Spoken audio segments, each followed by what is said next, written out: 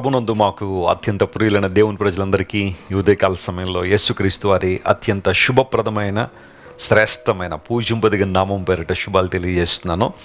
యేసుక్రీస్తు నిన్న నేడు నిరంతరము ఒకే రీతిగా ఉన్నాడు.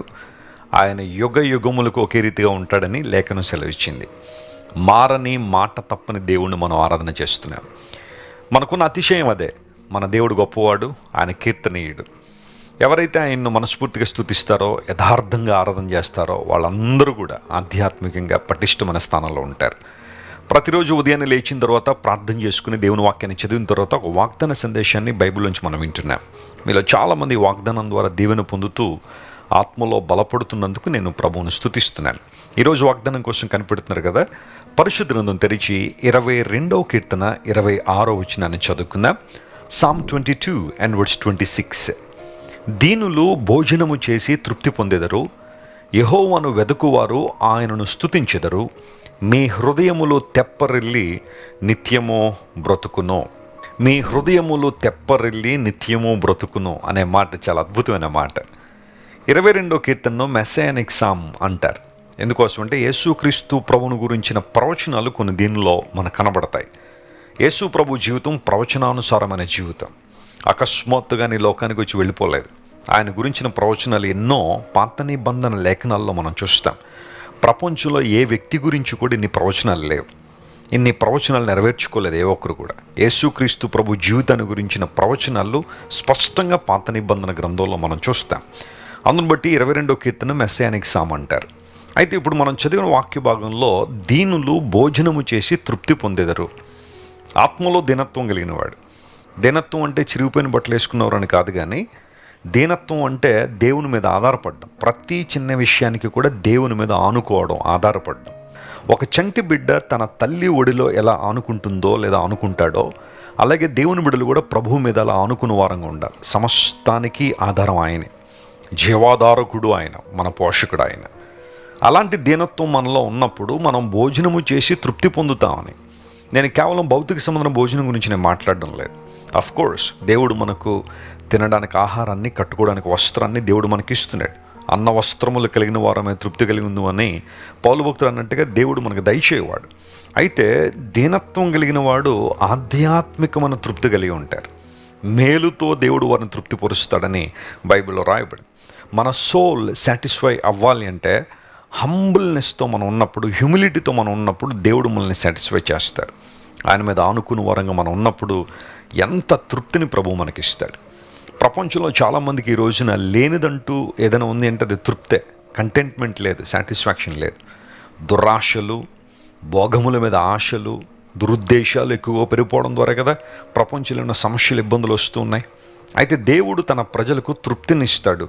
ఏమున్నా లేకపోయినా ప్రభువు నాతో ఉన్నాడు, ఆయనను నడిపిస్తారు, ఆయన ఉంటే నాకు చాలు. జీవాధిపతి అనే క్రీస్తును సంపాదించుకోవడం కన్నా అత్యుత్తమైన సంపాదన మరొకటి లేదు అన్న అనుభవంలోనికి దేవుడు మనల్ని నడిపిస్తాడు. జీవాహారము నేనే అని వాగ్దానం చేసిన దేవుడు మన ఆధ్యాత్మిక జీవితాలకు కావలసిన పౌష్టికాహారాన్ని అనుదినము కూడా తన లేఖనాల ద్వారా, తన స్వరాన్ని వినిపింపచేయడం ద్వారా దేవుడు మనకు దయచేస్తున్నాడు. యెహోవాను వెదకువారు ఆయన స్తుతిస్తారు. ఎందుకు స్తుతిస్తారు? వెదికేవారంటే వెదికే ప్రతి ఒక్కడు కూడా కనుగొంటాడు కాబట్టి. ఆమేన్. అడుగుడి మీకు ఇవ్వబడును, వెదకుడి మీకు దొరుకును అనే మాట. Seek and you will find it. దేవుని చిత్తాన్ని, ఆయన ప్రసన్నతను, ఆయన వెలుగును, ఆయన మహిమను, ఆయన నడిపింపును వెదికే ప్రతి ఒక్కడు కూడా ఖచ్చితంగా దేవుని స్తుతించే అనుభవం దగ్గరికి వస్తాడు. ఆ సందర్భాల్లో మీకు చెబుతున్నాను, దేవుడు ఎంత గొప్పవాడంటే నీవు చేస్తున్న ప్రార్థనలను దేవుడు స్తుతిగా మార్చే దేవుడు ఆయన. God can turn your prayers into praises. ఈ మాట మీద నువ్వు నమ్మకం ఉంచగలిగితే ఆధ్యాత్మిక జీవితంలో చాలా చాలా ఆశీర్వాదం పొందుతావు. నీవు చేస్తున్న ప్రార్థనలుగానే ఉంచాడు ఆయన, వాటికి జవాబును దయచేసే దేవుడు. జార్జ్ ముల్లర్ అని ఇంగ్లాండ్ దేశంలో అద్భుతమైన సేవ చేసిన దైవజనుడు తన జీవితకాలంలో తను చేసిన ప్రార్థనలన్నీ కూడా ఒక పుస్తకంలో ఒకవైపున రాసుకున్నాడట. ఆ తర్వాత దేవుడు వాటికి ఇచ్చిన సమాధానాలను వాటికి ఎదురుగా రాస్తుండేవాడు. అది బహుశా కొన్ని వారాలు కావచ్చు, నెలలు కావచ్చు. దేవుడు ఇచ్చిన సమాధానాలు ఏవైతే ఉన్నాయో వాటిని రాస్తున్నప్పుడు ఆయన చనిపోయేసరికి ఆ డైరీని చెక్ చేస్తే ప్రతి ప్రార్థనకు జవాబు పొందుకున్నట్టుగా దానిలో రాశాడు. ఎస్, మన దేవుడు ప్రార్థన ఆలకించేవాడు. ఎప్పుడూ కృంగిపోవద్దు, ఎప్పుడూ అధైర్యపడద్దు. పరిస్థితులన్నీ చుట్టూ ప్రతికూలంగా ఉన్నాయని, శ్రమలనే సుడిగాలి నిన్ను భయంకరంగా ఇబ్బంది పెడుతుందని, కారు మబ్బులు కమ్మేసాయని చెప్పి నువ్వు చింతపడాల్సిన అవసరం లేదు. దావీదు భక్తుని వల్లే యెహోవా నాకు వెలుగును నాకు రక్షణై ఉన్నాడు, నేను ఎవరికి భయపడదును అని నువ్వు చెప్పగలిగే స్థాయికి నువ్వు రావాలి. ప్రపంచంలో నువ్వు ఏది వెతికినా డిసప్పాయింట్ అయిపోతావేమో, ఏది వెతికినా నిరుత్సాహానికి గురవుతావేమో, కానీ దేవుణ్ణి వెతికేవాడు, ఆయన చిత్తాన్ని వెతికేవాడు ఎప్పుడు కూడా నిరుత్సాహానికి గురికాడు. కారణం ఏంటంటే ఆయన తను వెదుకు వారికి ఫలం ఇస్తానని వాగ్దానం చేశాడు. Praise the lord. ఏ ఒక్కరు నిరుత్సాహపడాల్సిన అవసరం లేదు. అంత మాత్రం కాకుండా వారి హృదయములో తెప్పరిల్లి బ్రతుకును అన్నాడు కదా, ఆ మాట ఎంత బాగుంటుందంటే ఒక ట్రాన్స్లేషన్లో ఏమని ఉంటుందంటే they will have new hope in their lifes అని. అనుదినము కూడా ఒక నూతన నిరీక్షణతో దేవుడు మనల్ని నింపుతాడట.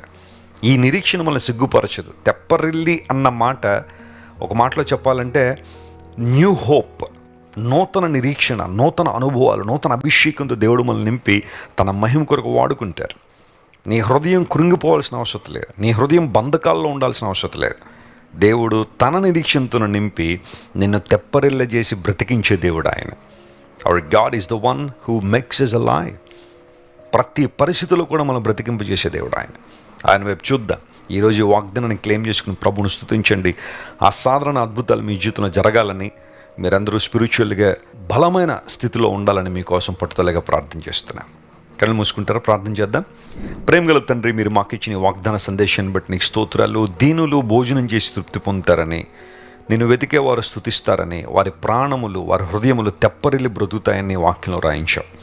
ఈ వాగ్దానాలు నిశ్చలమైనవి, గొప్పవి ప్రభు, నీకు స్తోత్రాలు. మా ప్రియులు ఎంతమంది అయితే ఈరోజు కలవరాల్లో ఆందోళనలో ఉన్నారో వారిని లేవనెత్తండి, వారి హృదయాలను బలపరచండి, నూతన ఆత్మతో నూతన నిరీక్షణతో వారిని నింపి అద్భుతాలు చేయండి ప్రభువా.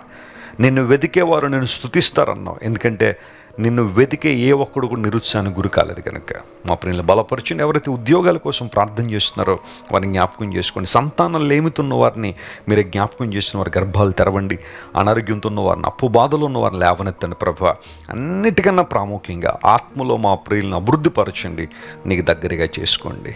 ఘనత మహిమ నీకే చెల్లిస్తూ యేసుక్రీస్తు వారి అత్యున్నతమైన నామం పేరిట అడిగి వేడుకొనిచున్నాం తండ్రి.